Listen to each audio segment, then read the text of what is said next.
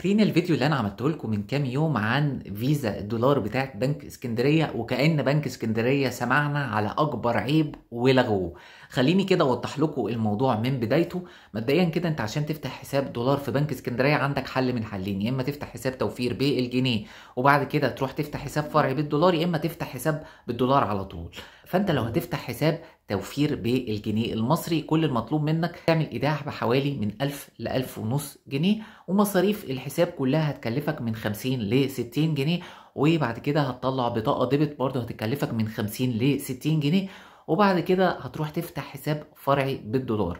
اهم حاجة وانت بتفتح الحساب تكون معدي ال 25 سنة، ويكون معاك ايصال مرافق حديث، يعني وصل مية او كهرباء في اخر 3 شهور. كمان يكون معاك اثبات دخل او اتش ار ليتر من اي شركة، والجنيه بالدولار ايا كان، وساعتها الموضوع هيمشي معاك وهتقدر تفتح الحساب. بالنسبة بقى لفتح حساب الدولار، فالحد الأدنى للإيداع هو $100. مصاريف فتح الحساب هو $5. مصاريف الحساب ده كل 3 شهور هتبقى $3، يعني حوالي $1 كل شهر.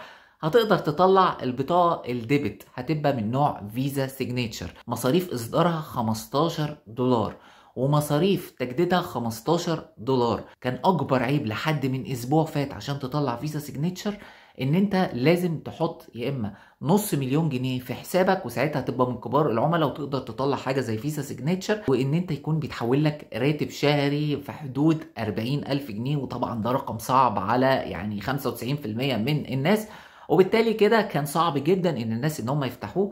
لكن دلوقتي هم لغوا الشرط ده وحطوا البطاقه دي من ضمن العملاء العاديين، وبالتالي ان انت تقدر ايا كان المبلغ اللي معاك في حسابك، حتى لو $100 في حسابك، هتقدر تفتح الحساب ده وتحصل على الفيزا بمنتهى البساطة. وعلى فكرة الفيزا بتاعت بنك اسكندرية بتفعل البيبال، وده كلام اكيد مليون في المية، لانه اصلا بطاقات الديبت العادية كانت شغالة بيبال عادي لحد ما وقفت.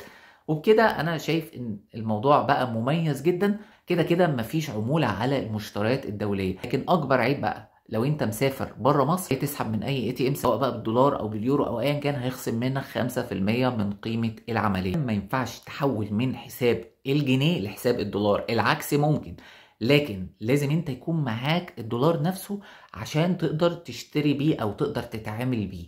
لكن ما ينفعش تروح تقول للبنك انا عايز معايا جنيه وعايز احوله للدولار، مفيش الكلام ده الا في حالة السفر، ولازم يبقى معاك تأشيرة وتذاكر الطيران ويختم لك على الباسبور وكل الكلام ده. هتلاقوني سايب لكم كل التفاصيل وكل الكلام اللي انا قلته في مقالة في وصف الفيديو. شكرا جدا يا جماعة لحسن استماعكم، والسلام عليكم ورحمة الله وبركاته.